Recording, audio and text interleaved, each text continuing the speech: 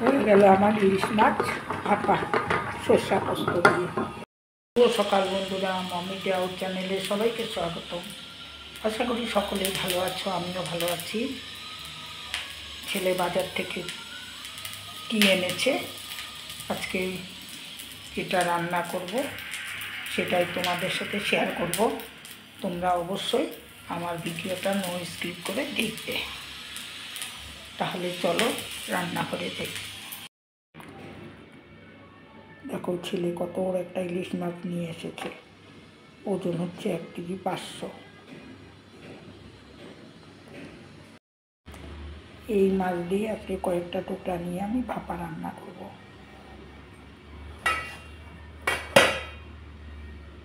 ভাপা রান্নার জন্য নিয়ে নিলাম একটা সসপ্যান। এখানে আমি নিয়ে নিচ্ছি 1 টুকরা, 2 টুকরা, 3 টুকরা, 4 টুকরা, 5 টুকরা। এখন আমি ভাপার জন্য রেডি করে নিচ্ছি। নিয়ে নিলাম 5 টুকরা মাছ। ভাপার জন্য মশলাটা মিক্সিতে করে নিচ্ছি। নিয়ে নিলাম বড় চামচ, চা চামচের 2 চামচ সরষা। এখন আমি দিয়ে দিচ্ছি সামান্য একটু লবণ।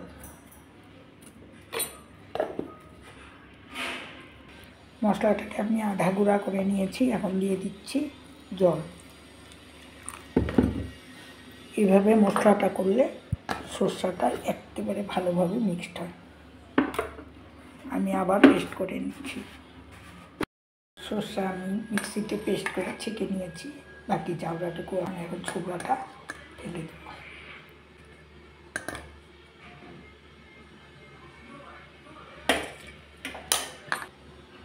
পেস্ট করে নিব পোস্ত 1 চামচ পরিমাণ।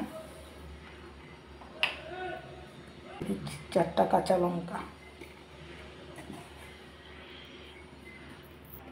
দিয়ে দিচ্ছি জল। কাঁচা লঙ্কা আর পোস্ত আমি পেস্ট করে নিলাম। এখন দিয়ে দিচ্ছি সরষার মধ্যে দিয়ে পেস্ট করা পোস্ত আর কাঁচা লঙ্কা। মাছগুলোকে আমি এখন হলুদ লবণ দিয়ে দিলাম 1 চামচ হলুদ। দিয়ে দিচ্ছি পরিমাণ মতো লবণ, 1 চামচ পরিমাণ লবণ দিয়ে দিলাম। এখন আমি মাছটাকে আগে মাখিয়ে দেব।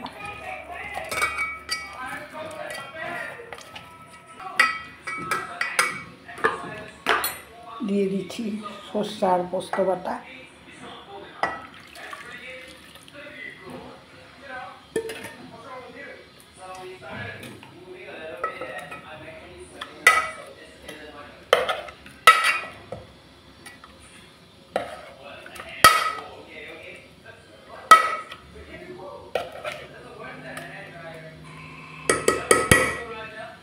সরষার তেল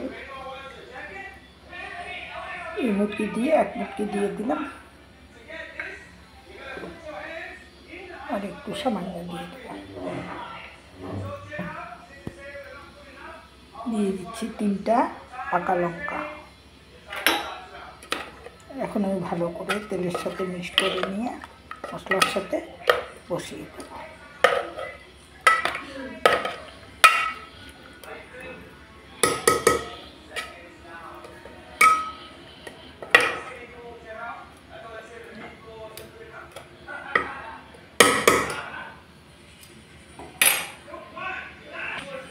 মাছ আমি রেডি করে নিয়েছি।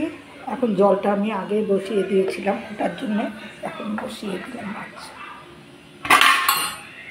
দিয়ে দিলাম ঢাকনা। শিলটা আমি চাপা দিয়ে দিলাম। আধা ঘন্টা পরে আমি মাছটা খুলে দেখব। মিনিট পর ঢাকনা খুলে দিচ্ছি।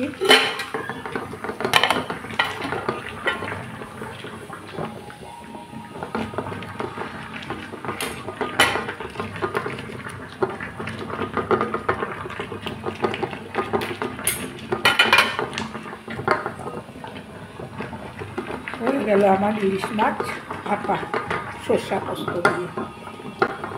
মাছগুলো এখন আমি থালায় উঠিয়ে নিচ্ছি।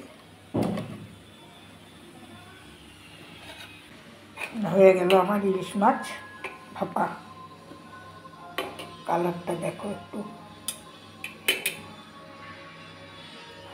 দেখতেই মনে হচ্ছে স্বাদের তুলনা নেই।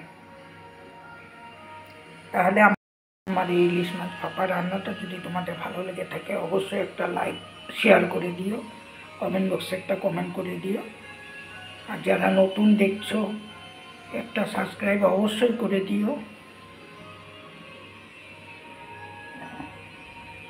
আর সবাই যাতে ভালো থাকো, সুস্থ থাকো, ভগবানের কাছে এটাই প্রার্থনা করি।